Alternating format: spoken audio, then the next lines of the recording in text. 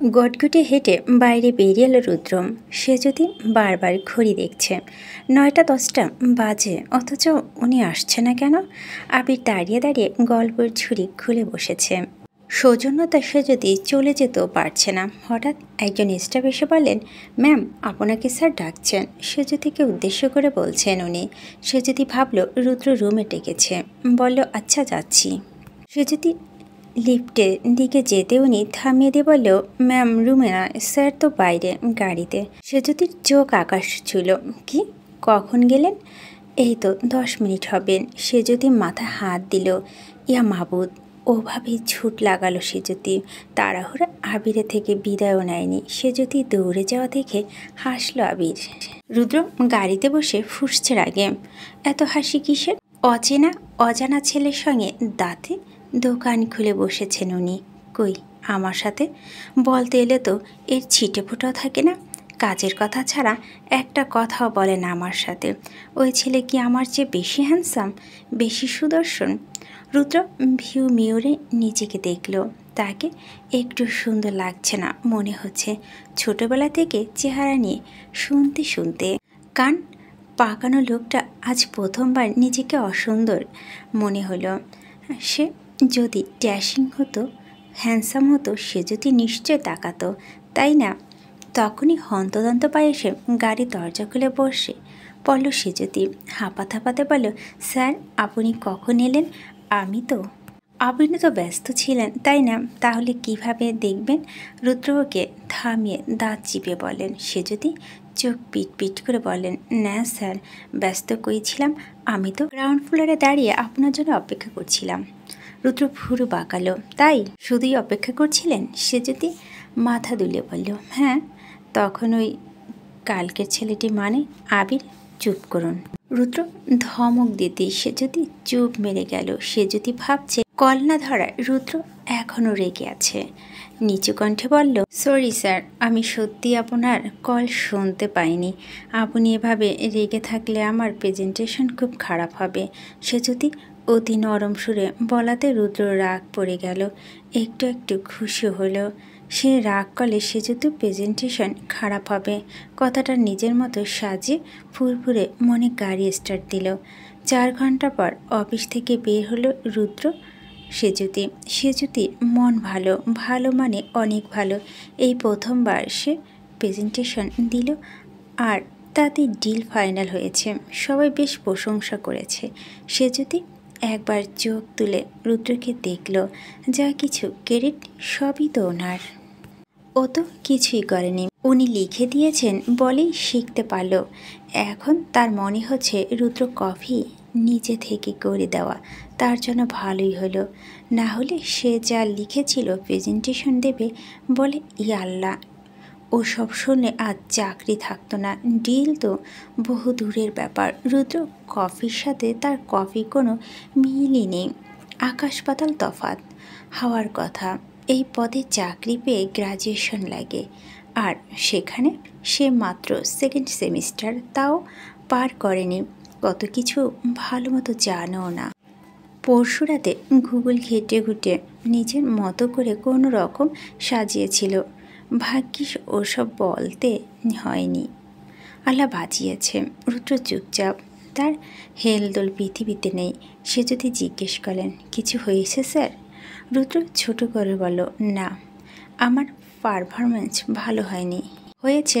সে যদি খুশি হয়ে বলল, আচ্ছা, তবে সবটা আপনার জন্য। আপনি কপি করে না দিলে? রুদ্র দাঁড়িয়ে পড়ল, ভুরু কুচকে বলল, আমার একার হবে কেন? এটা ক্রেডিট পাশাপাশি আপনারও। লিখে দিলেই হলো না? প্রেজেন্ট করতে পারাটাই বড় ব্যাপার। তাছাড়া আপনার উচ্চারণ, বলার ভঙ্গি ভালো ছিল বলেই ওনারা ব্যাপারটা গুছিয়ে বুঝেছেন। সে যদি মিষ্টি করে হাসল। রুদ্র সময় নিল একটু, পরক্ষণে চোখ সরু করে বলল, ছেলেটির সাথে কি বলছিলেন? কোন ছেলে স্যার? সকালে হোটেলে সেই ছেলেটা? ও উনি? তেমন কিছু না, জাস্ট নাম ধাম জিজ্ঞেস করেছিলাম। আর আপনিও বললেন? হ্যাঁ, কেন? নাম জিজ্ঞেস করলে বলতে হয় না? না হয় না, এটা ডিপেন্ড করে কে জিজ্ঞেস করেছে তার উপরে। আমি জিজ্ঞেস করলে বলবেন, বাট ওই ছেলেগুলোর মতো কেউ জিজ্ঞেস করলে নয়। রুদ্র হনহনিয়ে হাঁটা ধরল। সে যদি কিছুই বোঝেনি, সব মাথার উপর দিয়ে গিয়েছে। রুদ্র যেতে যেতে বলল, চলুন, ইটস লাঞ্চ টাইম। রেস্টুরেন্টে বসে আরেক ঝামেলা পড়ল সে যদি। সবগুলো কন্টিনেন্টাল খাবার আইটেম অর্ডার করেছে Rudra. Indian fish curry, Indian chapli কাবাবের সাথে grilled salmon with green pea, mash and strawberry compote. সে যদি হাত কসলাচ্ছে বসে বসে। রুদ্র আরামসে খাচ্ছে। সে যদি উসখুস করছে, খিদে লেগেছে অথচ খেতে পারছে না। প্রথমত দুপুরে ভাত ছাড়া তার চলেই না। তাও একটু অ্যাডজাস্ট করা যেত যদি অন্য খাবার হতো। মাটন তো সে যদি খায় না, গা গুলায়, সাথে স্ট্রবেরি খাওয়ানো একই অবস্থা। তাহলে কি করে খাবে সে? তাই হাত গুটিয়ে বসে থেকে চুপচাপ রুদ্র খাওয়া দেখছে। রুদ্র প্লেটে চামচ নাড়তে নাড়তে বলল, খাচ্ছেন না যে?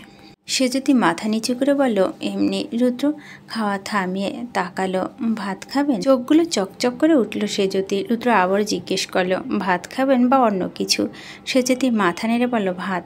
এটা এতক্ষণ বললেই পারতেন, এমনিতে তো প্রচুর বক বক করেন। তাহলে কাজের কথা বলার সময় এই অবস্থা হয় কেন? বসুন, আমি অর্ডার করছি। রুদ্র অন্যদিকে তাকাতেই সে যদি মুখ বাঁকালো। হবে ঠিক, কিন্তু কথা শোনাতে ছাড়বে না। সে যদি এতক্ষণ ধরে একটা কথা খুব জানতে ইচ্ছে করছিল। রুদ্র চুপ করে খাচ্ছিল বলে প্রশ্ন করেনি। রুদ্র যখন কথা বলল মাত্র, তাই সুযোগ বুঝে বলল, আচ্ছা, এখানে এসে সবাই ঐতিহ্যবাহী খাবারগুলো খায়, তাহলে আপনি এসব কেন খাচ্ছেন? রুদ্র নিরুৎসাহিত উত্তর, I am not interest in traditional food. সে যদি বিড়বিড় করে বলল, হ্যাঁ হ্যাঁ, কোনো কিছুতেই তো এর ইন্টারেস্ট নেই, শুধু মেয়ে ছাড়া। সে যদি সামনে এহেন রাখা হলো এক প্লেট গরম ধোয়া ওঠা ভাত, মুরগির মাংস, ইলিশ মাছ, চিংড়ি ভর্তা আর স্যালাদ। সে যদি জিভে পানি গেল খাবার থেকে, এক প্রকার ঝাঁপ দিল প্লেটের ভিতর। খাবার শেষে সিলেটের ঐতিহ্য অনুসারে পান দেওয়া হলো ওদের। রুদ্র খেল না। সে যদি অভিভূতে মতো পান চাবাচ্ছিল, সাথে পানের বোটা চুন লাগিয়ে একটু করে খাচ্ছে। ঠোঁট জিভ সব লাল টুকটুকে। রুদ্র বেশ ভালো লাগছে দেখতে। সে যদি ফেলতে রুদ্র ভালো লাগা শেষ। উল্টে গা শিরশির করলো। ইয়াক বলে মুখ ঘোরালো আরেক দিক। সে যদি বোকা বনে গেল। পানির পি দেখে কেউ এমন করে? দুপুরে খাবার পাট চুকল। গাড়িতে বসার আগে সে যদি বলে, আমি একটু আসছি, বাবাকে একটা ফোন করব।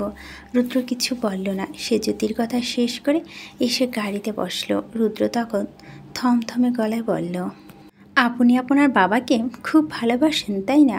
সে যদি প্রথম অবাক হলো, হঠাৎ এমন প্রশ্ন। পরে হেসে বলল, ভীষণ। শুধু আমি কেন, পৃথিবীর সব সন্তান তার বাবা মাকে ভালোবাসে, তাই না?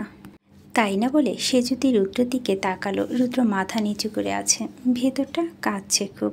ভালোবাসার আগে যে সব তছনছ হয়ে গেল। কি ভাবছেন? রুদ্র সামনে ফিরে বলল, কিছু না। এখন আমরা কোথায় যাব? আপাতত হোটেলে। সারা রাস্তায় রুদ্র চুপ ছিল। সে জ্যোতিকে তোয়া ফোন করে জানিয়েছে পরীক্ষার রুটিন বেরিয়েছে। জানালো সিলেট থেকে ফিরে ভার্সিটিতে যাবেও। চাকরির কথা বলে নিজের অবস্থা কথা জানিয়ে স্যারদের থেকে একটু সহযোগিতা পেয়েছে সে যদি। ক্লাস মিস করার ফলে পরীক্ষা বসতে না দেওয়া ব্যাপারটা ওনারা ছাড় দিয়েছেন। সে যদি ভালো ছাত্রী, সাথে বাবার অবস্থা জেনে ওনারা ওই বিশেষ সুযোগটুকু দিয়েছেন ওকে। তো আর সাথে কথা বলতে বলতেই হোটেলে এসে পৌঁছালো ওরা। রুদ্র মনে তখন বিষণ্ণ। গাড়ি থেকে নেমে হাঁটা ধরল সে যদি। রুদ্র গাড়ি নিয়ে গেলো পার্কিং লটে। সে যদি ভিতরে ঢুকতে যেতেই সামনে এসে দাঁড়ালো আবির। হেসে বলল, এসে গেছেন? আবির হঠাৎ সামনে আসায় সে যদি চমকেছে। বিদ্যুৎ বেগে নিজেকে সামনে মৃদু হাসলো। আপনি কি আজ আর উপরে যাননি? তখনও গ্রাউন্ড ফ্লোরে এখনও? তাই আবির স্পষ্ট বলল, আপনার জন্য অপেক্ষা করছিলাম। সে যদি ভুরু বাঁকালো, মুখে হাসিটা নেই।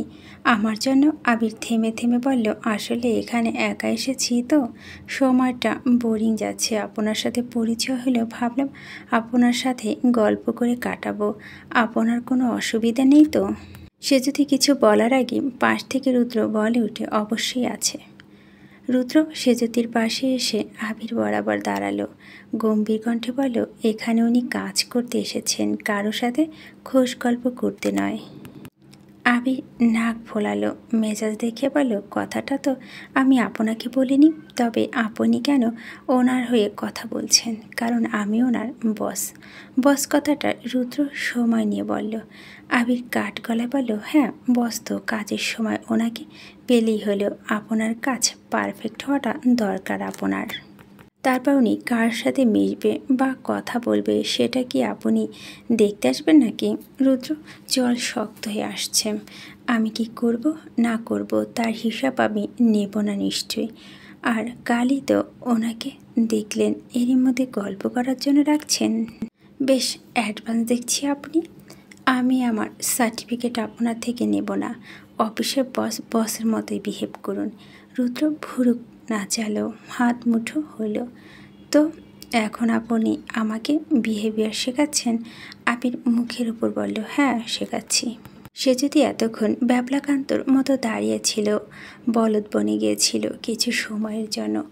দুজনের তর্ক যখন মাত্রা ছাড়াচ্ছে তখনই চেঁচিয়ে বলল, বিরক্ত নিয়ে বলল, চুপ করুন চুপ করুন, কি করছেন আপনারা? ঝগড়া করছেন বাচ্চাদের মতো?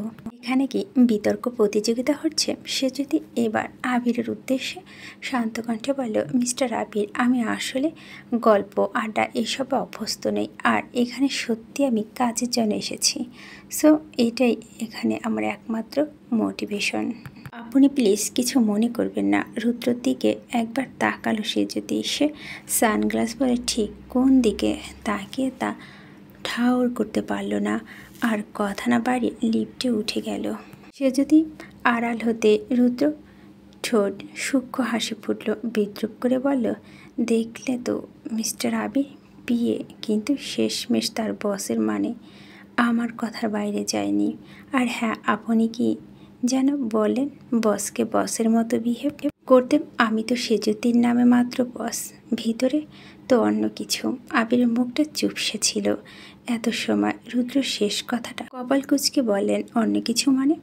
রুদ্র চোখে চশমা একটু ঢিলে দিয়ে গমগমে কণ্ঠে বলেন, সেটা আপনাকে বলার প্রয়োজন বোধ করছি না। রুদ্র চলে যেতে দু আঙ্গুল নিচে কপাল ঘষতে শুরু করলো আবির। এই বসকে তার ঠিক লাগছে না। ভিতরে অন্য কিছু দিয়ে কি বোঝালো এই লোকটা? কি থাকতে পারে ওদের মধ্যে? ফোনের রিংটনের শব্দ। তাড়াহুড়া করে ওয়াশরুম থেকে বের হলো সে যদি। ফোন তুলতে যাওয়ার আগে লাইন কেটে গেল রুদ্রর কল। সে যদি ব্যাক করার আগে আবার দরজার নক করার শব্দ। সে যদি উপায়ন্ত না পেয়ে দরজা খুলতে এগুলো রুদ্রের পকেটে হাত দিয়ে অন্যদিকে তাকিয়েছিল। পরনে চেক শার্ট আর ব্ল্যাক ডেমিন প্যান্ট। দরজা খোলার আওয়াজে তাকাতেই সত্যস্নাত সে যদিকে দেখে গলা শুকিয়ে এলো। এরকম প্রত্যেকবারই হচ্ছে। অফিসও তার এমন হয়েছে। এই মেয়ে কি তাকে মারার প্ল্যান করছে ইদানিং? রুদ্র ঢোক গিলে মুখ ফিরিয়ে বলল, ফোন রেখে কই ছিলেন? শাওয়ার নিচ্ছিলাম স্যার। রেডি হয়ে নিচে আসুন ফার্স্ট। আর এক মুহূর্তে না দাঁড়িয়ে প্রস্থান করল রুদ্র, ঠোঁট উল্টে কিছু না বলে। বুঝতে পারল, ভঙ্গিমা করল সে যদি। আর তো কোনো মিটিং নেই, কাজও নেই, এখন সন্ধ্যা হয়ে এসেছে। উনি আমাকে নিয়ে কোথায় যাবেন তাহলে? রুদ্র সেজুতির প্রতি অনুভূতি নিয়ে চিন্তিত অনেক।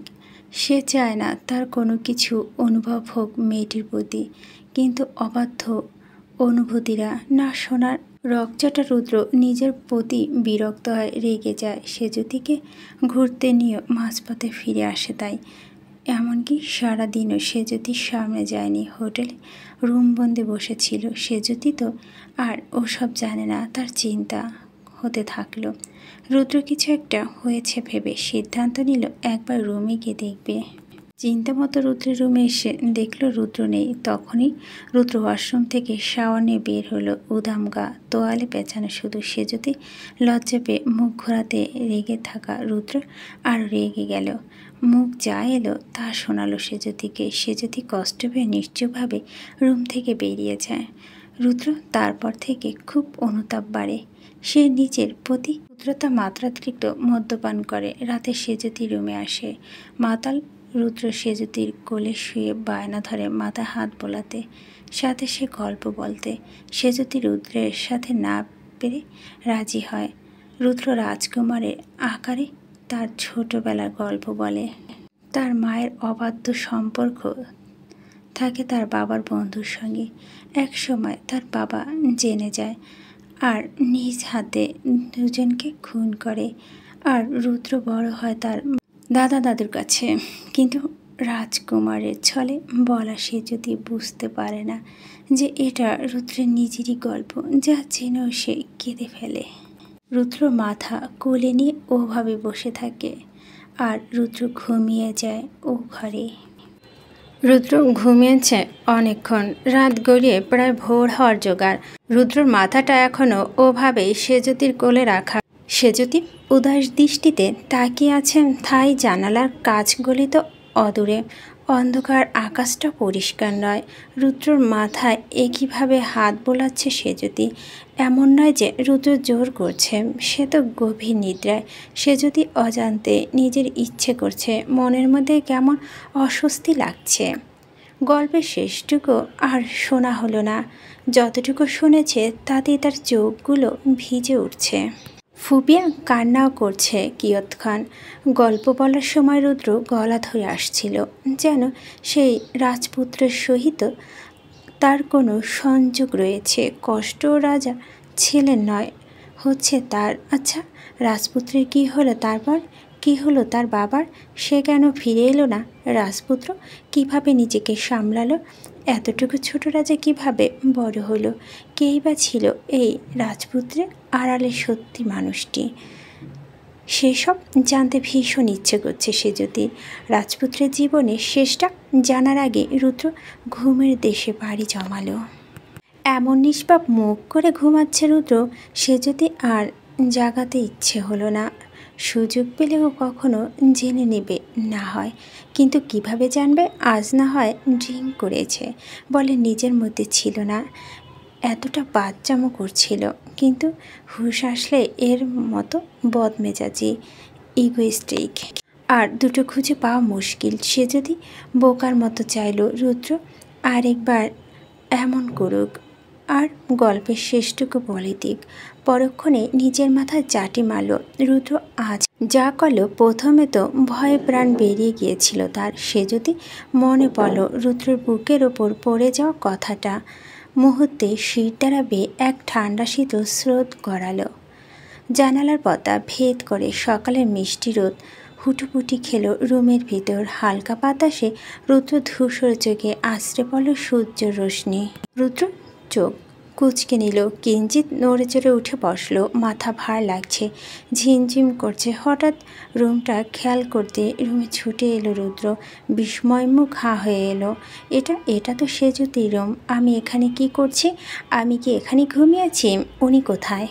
রুদ্র মনে পড়ল কালকে রাতের কথা। সেজতিকে উল্টোপাল্টা বলার পর অনেকবার সরি বলতে এসেছিল, অথচ ইগোর কারণে দরজা অব্দি এসে ফিরে গিয়েছে। নিজের প্রতি ক্ষোভে রাগের শোকে প্রচুর পরিমাণ মদ্যপান করেছে তারপর। কিন্তু এরপর কি হলো তা তো মনে নেই, না মনে পড়ছে না। রুদ্র হাসপাস লাগছে এখন। মদ খেয়ে সেজতির সাথে খারাপ কিছু করেনি তো? সেজতি তাকে ছেড়ে চলে গিয়েছে নাকি? রুদ্রর কলিজা ছলাৎ করে উঠল ভয়ে। এই প্রথম ভয় লাগলো তার।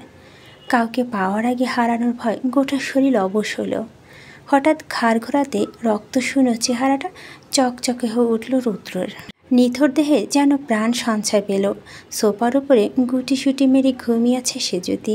এসি ঠান্ডা হওয়ায় শীতের অল্প অল্প কেঁপে উঠছে। বুকে হাত দিয়ে স্বস্তির নিঃশ্বাস ফেলল রুদ্র। নিশ্চল চোখে সেজতির ঘুমন্ত মুখ দেখল। বিছানা ছেড়ে নেমে ব্ল্যাঙ্কেট নিয়ে সোফার কাছে এলো। গায়ে জড়িয়ে নিতে নড়ে উঠল সেজতি। শীতের মধ্যে ব্ল্যাঙ্কেটে উষ্ণ স্পর্শ পেয়ে নিজের হাতে শক্ত করে পেঁচিয়ে ধরল সেটা। রুদ্র দাঁড়িয়ে থাকলেও অপেক্ষা করল সেজতির ঘুম গাঢ় হওয়ার। অল্প সময় পর হাঁটু ভাঁজ করে ফ্লোরে বসল। ঘুমে চুবুথুবু সেজতির পাশে নিষ্পলক চোখে গুটিয়ে গুটিয়ে দেখতে শুরু করলো সামনে এলোমেলো চুলের ফর্সা। মেয়েটিকে কালকের মতোই অপরূপ লাগছে সেজুতিকে, কিন্তু কাল ধরা পড়ার ভয়ে দেখতে পারেনি ঠিক করে। সেই তৃষ্ণা এখন মেটাবে রুদ্র। সেজুতিকে দু চোখ ভর দেখা অমোঘ তৃষ্ণা। সে যদি দু চোখ হালকা ফাঁকা রেখে ঘুমায়। মেয়েটা কি তাকে দেখেছে? ঘুমের ভান নেই তো? না না, দেখলে এতক্ষণ ছিটকে 10 হাত দূরে সরে যেত, রেগে মেগে আগুন হয়ে বলতো চরিত্রহীন, অসভ্য। রুদ্র ঠোঁট বাকি হাসলো। সেজুতির গালিগুলো ইদানিং শুনলে রাগ হয় না। কেন হয় না? তার তো রাগ হওয়া উচিত, ভয়ানক রাগে লাল হওয়া উচিত, যে রাগে তার গোটা অফিস ইন্ডাস্ট্রিজে লোকজন সিটিয়ে থাকে। রুদ্র ঝুঁকে এলো সেজুতির মুখে ওপর। সেজুতি শুকনো ঠোঁট দুটো কেমন টানছে, যেন সুপ্ত আহ্বান দিচ্ছে তার সাথে মিশে যেতে। রুদ্র চোখ বুজে ঢোক গিল, নিজেকে সামলালো।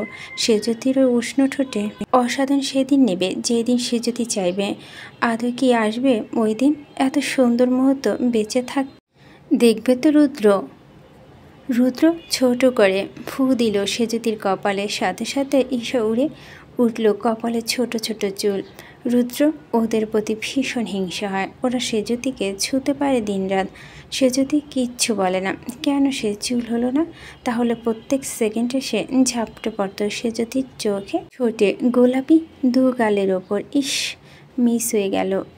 রুদ্র অতি সন্দর্পণে নিজের অধরে ছোট্ট একটা পরশ এঁকে দিল সেজুতির কপালে ঠিক মাঝখানে। হৃৎপিণ্ডে ধরাস ধরাস করে লাফাচ্ছে তার। এ নতুন নয়, সে যদি আশেপাশে থাকলে তার এমন হয় আজকাল। সে শুধু খুব কষ্ট করে সামলায় সেসব। বোকা মেয়েটা বুঝতেও পারে না। রোদের আলোতে সে যদি কোচকানো ভুরু দেখে উঠে গিয়ে জানালার পর্দা ভালো করে টেনে দিল রুদ্র। আর একবার সেজুতিকে দেখে রুম ছেড়ে দ্রুত পায়ে বের হলো। ফোনের রিংটনের শব্দে বিরক্ত হচ্ছে সেজুতি। এমন গগন বিদারী চিৎকার সে কিছুতেই মেনে নিতে পারছে না। তার এত স্বাদের ঘুম নষ্ট করতে যথেষ্ট এই চিৎকার। সেজুতি হাতড়ে হাতড়ে ফোন খুঁজছে। ঘুমের মধ্যে বালিশের নিচ নিজের দুপাশ হাতড়াচ্ছে। হাত এগোতে এগোতে এগোচ্ছে নিজেও। আর অমনি ধপাস করে ছোপা থেকে মেঝেতে পড়ল। ভয়ে চমকে লাফিয়ে উঠল সেজুতি। ব্যথায় মুখ বিকৃতি করে বলে, উফ বাবা, কি কুক্ষণে যে সিলেট এসেছি। এসে থেকে খালি পড়ে যাচ্ছি আমি। রাতে যে সোফায় শুয়েছি মনেই ছিল না। সেজুতি চোখ দুটো বড় হয়ে এলো। রুদ্রর কথা মনে পড়েছে। ফ্লোরে বসে থেকে তড়িৎ গতিতে বিছানার দিকে তাকালো। বিছানা ফাঁকা, রুদ্র কোথাও নেই।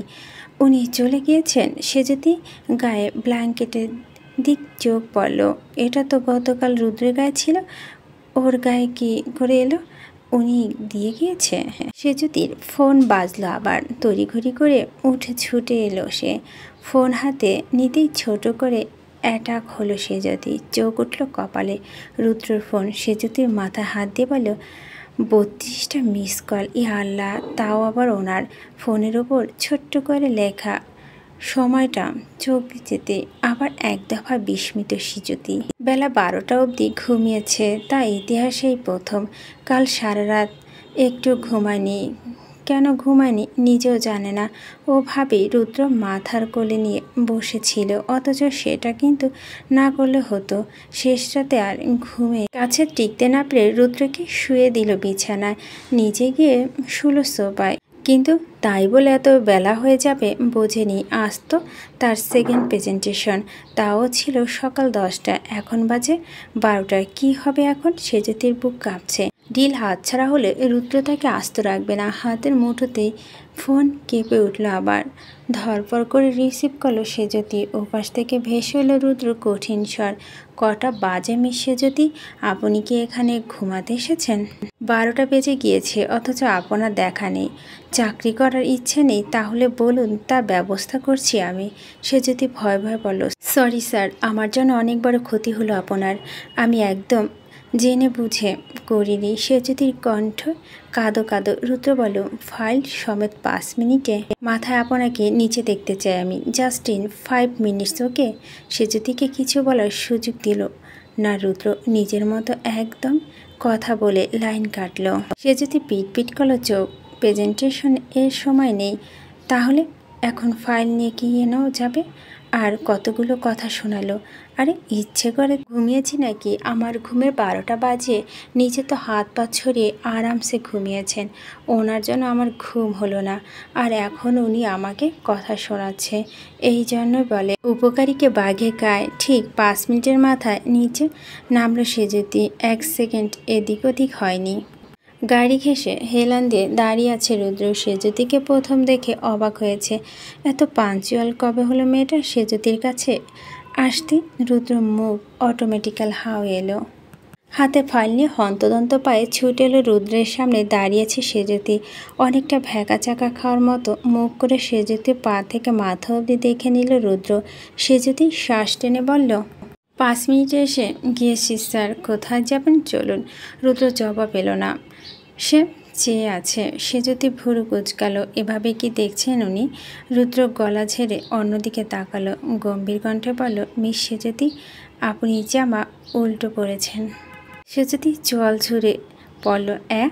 রুদ্র এবার ওর দিকে তাকিয়ে বলল, নয় হ্যাঁ। পরনে জামা দিকে তাকাতে লজ্জা কুকড়ে গেল সেজুতি। নিচু মুখ কিছুতেই উঁচু করতে পারল না। সত্যি জামা উল্টো পড়ছে? ইস, এভাবে বেজ্জতি লেখা ছিল কপালে, তাও ওই লোকটার সামনে। ছি। ঠিক করে পড়ে আসুন যান। রুদ্র ভাবলে সিন। এতে যেন লজ্জা আরও 10 গুণ বাড়ল সেজুতির। একদম মিয়ে গেল। কোনো রকম মাথা ঝাঁকিয়ে হ্যাঁ বোঝালো। ঘুরে হোটেলের দিকে পা বাড়াতে রুদ্র ডেকে বলল, কাকের বাসাগুলো আশ্রে আসবেন। রুমে নিশ্চয় চিরুনির অভাব পড়েনি।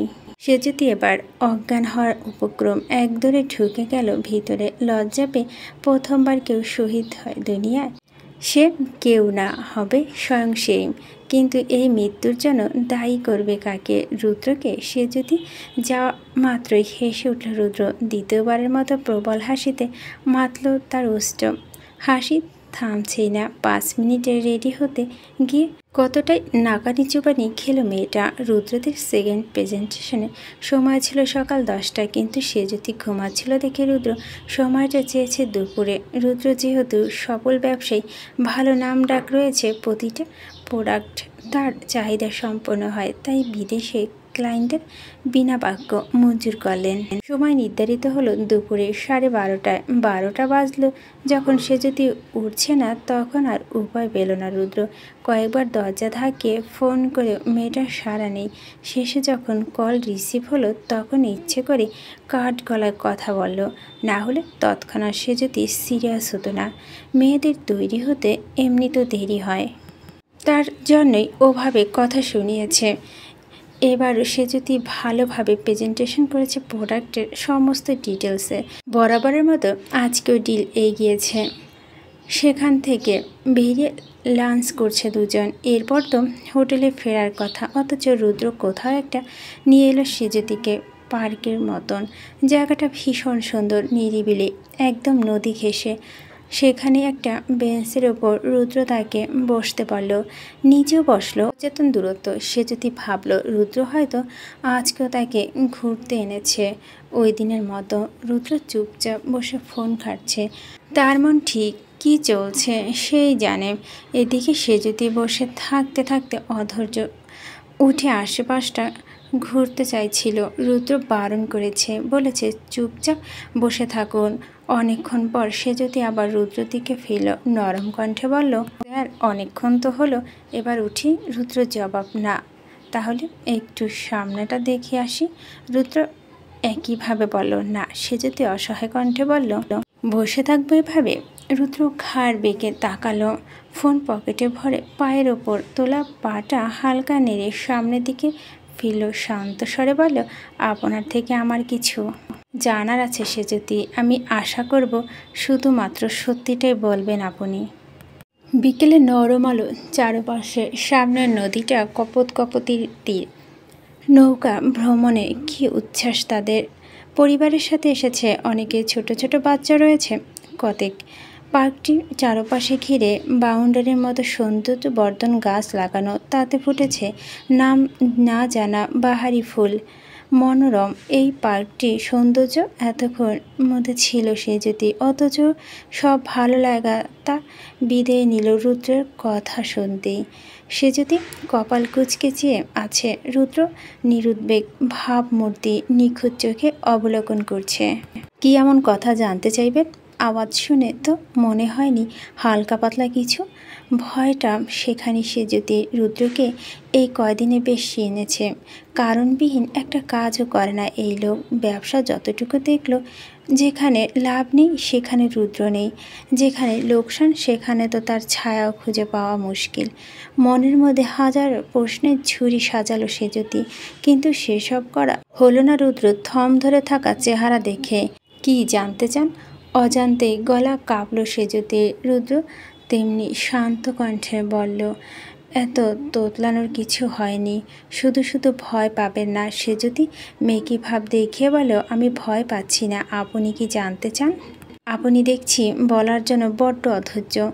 এবার বিরক্ত হলো সে যদি। সত্যি সে অধৈর্য, কিন্তু তা তো আর ওনার জানানো যাবে না। চুপ করে অন্যদিকে তাকালো। এমন লোকের সাথে কথা না বাড়ানোই ভালো। সুযোগ পেলেই খোঁচা মারে। সেই দিন রাতে আমার হোটেলে কেন এসেছিলেন? সে যদি তখন অন্য দিক ফিরে ভুলে গেল রুদ্রের কথা। চারোপার যখন নিরিবিলিতে ক্ষণিকের মতো রূপ নিল, ঠিক তখনই একটা প্রশ্ন বজ্র ফেল রুদ্র। যদি বিস্তৃত স্তব্ধ হলো কথাটুকু কানে যেতেই রুদ্র উদ্বেগহীন সে যদি প্রচণ্ড চমকালো প্রশ্নবিদ্ধ চোখে ফিরতে রুদ্র বলল, বলুন। সে যদি নিশ্চুপ, তার উত্তর নেই। সে বিমূঢ় হয়ে চেয়ে আছে, চোখের পলক অবধি ফেলছে না। নিশ্চল দৃষ্টিতে খেলছে সহস্র প্রশ্ন, লক্ষ্য কৌতূহল। কেন জানতে চাইছেন উনি এসব?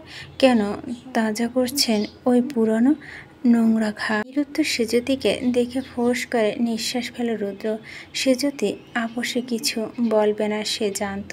রুদ্র নিজেই বলল, দেখুন সেজতি, অলরেডি ডক্টর হোসেনের থেকে আমার অনেকটা জেনে না শেষ। আপনি সেই দিন আমার হোটেলে এসেছিলেন, তার একদিন পরই আপনার বাবা অপারেশন হয়। তার কস্টিংও প্রায় 6 লাখের মতো। আমি কি তবে ধরে নেব এই জন্যই আপনি? তার মানে আমার পেছনে আমারই ব্যাপারে তদন্ত চালিয়েছেন আপনি? সে যদি কঠিন স্বর, শক্ত মুখ। রুদ্র সূক্ষ্ম হাসল। সেই অফিসে প্রথম দিনে সে যদি যেন বসে আছে আজ, তর্কে তর্কে বিদ্ধ হয়ে, তবুও হারবে না। রাগী রুদ্র নিজেকে আজ বড্ড শীতল রাখছে। কেন যেন এই মেয়ের কাছে এলে তার রাগের বদলে অন্য কিছু বের হয়, একদম আলাদা কিছু। রুদ্র একইভাবে জবাব দেয়, ঠিক তদন্ত নয়, অনেকটা গোলক ধাঁধা আটকে ছিলাম আমি। কি, কেন, কিভাবে, কি করে, এসব প্রশ্নে জাতাকলে অনবরত পিষে যাচ্ছিলাম। জাস্ট সেখান থেকে নিজেকে মুক্ত করার ক্ষুদ্র প্রয়াস বলতে পারেন। ওসব ছাড়ুন, যেটা জানতে চাইছি তার উত্তর পাইনি এখনও। সে যদি চোখের কোঠর ভরে উঠল, অথচ গড়ালো না। কাঠ গলায় বলল, আমার ব্যক্তিগত ব্যাপারে ব্যক্তিগত রাখতে পছন্দ করি আমি। আপনাকে আমি কৈফিয়ত দিতে বাধ্য নই। সে যদি এতটাই কঠোরভাবে বলতে চায়নি, কিন্তু এই বিষয়ে রুদ্রকে প্রশ্রয় দিতেও মন সায় দেয়নি। যে জিনিসটা সে খুব গোপনে শুধুমাত্র নিজের মধ্যে রেখেছে, কেন অন্যকে বলবে সেসব? কে রুদ্র? শুধু অফিসের মালিক, তার বস। আদৌ এসব শেয়ার করার মতো সম্পর্ক তাদের নয়, কখনো হবেও না। তাহলে কেন অন্যের কাছে ছোট হবে সে? সে যদি উঠে দাঁড়ালো, এগোতে গেল, পিছন থেকে এক হাত টেনে ধরল রুদ্র। সে যদি ফের চমকায়, ঘাড় ঘুরিয়ে রুদ্রকে কিছু বলার পূর্বে টান মারে নিজের পাশে বসিয়ে দিল রুদ্র। হাত ছাড়ল না। সে যদি হাত মোচড়াতে মোচড়াতে বলো, ছাড়ুন বলছি। রুদ্র স্থির জবাব, উত্তর না পাওয়া অবধি ছাড়ছি না। সে যদি যেতে বলল, আপনার প্রশ্নের কোনো উত্তরই দেব না আমি। এত কিছু জানতে পেরেছেন তো বাকিটা নিজের মতো করে জেনে নিন। আমাকে বিব্রত করে কি লাভ হচ্ছে আপনার? রুদ্র বাঁকা হাসলো। এমন হাসি অনেক দিন পর দেখল সে যদি। সে প্রথম দিনের মতো ক্ষুব্ধ হাসিটা যাতে মিশে থাকে চূড়ান্ত অহংবোধ। রুদ্র বলল, আমি চেষ্টা করলে সবটাই পানির মতো স্বচ্ছ করে জেনে নিতে পারতাম, কিন্তু আমি পুরোটাই আপনার থেকে শুনতে চাইছি। It's quite important for me. সে যদি ভুরু কুচকালো। কিসের ইম্পর্টেন্ট? রুদ্রের সামনে তাকালো। সেটা উত্তর না হয় পরে দেই। আর হাত এত মুচড়ামুচড়ি করবেন না, ছাড়াতে তো পারবেনই না, উল্টে ব্যথা পাচ্ছেন, মুচকেও যেতে পারে, তাই শান্ত হয়ে বসুন। আর যেটা জিজ্ঞেস করছি উত্তর দিন। সে যদি ক্ষুব্ধ হলো এবার। আর কতবার একই কথা বলবো আপনাকে? আমি কি করেছি, কি করব সেসব জানারই বা আপনিকে? আপনি কি বুঝতে চাইছেন না? এই নিয়ে আমি কথা বাড়াতে চাই না আপনার সাথে। আপনি আমার বস, এর বাইরে আপনার সাথে আমার কোনো সম্পর্ক নেই। নিজের পার্সোনাল লাইফ নিয়ে কথা বলার মতো তো নয়। রুদ্র খেই হারালো মেজাজে, হাতের বাঁধন শক্ত করলো। সে যদি ব্যথায় চোখ বুঝে ফেলতেই রুদ্র ঢিল করলো আবার। আরেক দিক ফিরে মুখ ফুলিয়ে শ্বাস নিয়ে শান্ত করলো নিজেকে, সময় নিল। বুঝতে পারলো এভাবে জিজ্ঞেস করলে কাজ হবে না, শুধু শুধু কথা খরচা হবে, কিন্তু উত্তর পাওয়া যাবে না। মুঠো রাখা সেজুতির হাত ছেড়ে দিল রুদ্র। সেজুতির বুকের কাছে গুটিয়ে আনলো। সেটা লাল হয়ে গিয়েছে যেখানে ধরেছিল। সেজুতি মাথা নামিয়ে নেয়। এক মনে পাথরের মেঝেটা দেখতে থাকে। ভীষণ কান্না পাচ্ছে, চোখ জ্বলছে না, হাতে ব্যথা নয়, বুকে ব্যথা। চোখের সামনে ভাসছে সেই দিন রাতের গল্প, নিজের সতীত্ব বিলিয়ে দেওয়ার দৃশ্য। গায়ে কাটা দিচ্ছে রুদ্রের হিংস্র স্পর্শ অনুভূতিতে। লজ্জা ঘৃণা নেতিয়ে অবশ হয়ে আসছে গোটা দেহ। কিভাবে যে নিজেকে সংবরণ করছে সে জানে শুধু। রুদ্র উঠে দাঁড়ায় হঠাৎ, টের পায় মুখ তুলে সেজুতি। সেজুতিকে অবাক করে দিয়ে হাঁটু মুড়ে ওর সামনে বসলো রুদ্র। সেজুতি ব্যস্ত কণ্ঠে বলল, কি করছেন? কথাটা কানে দিল না রুদ্র। সেজুতিকে আরও একধাপ বিস্মিত করতে ওর এক হাত নিজের মুঠোয় নিল।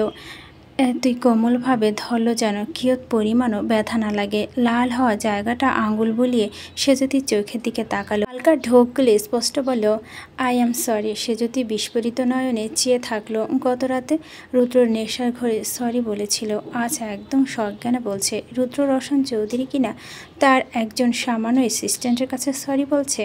সেজুতির ভিতর থেকে একটা কথা বার হয়, এই অসম্ভব, অবিশ্বাস্য, কিন্তু সে আজ বিশ্বাস করতে বাধ্য।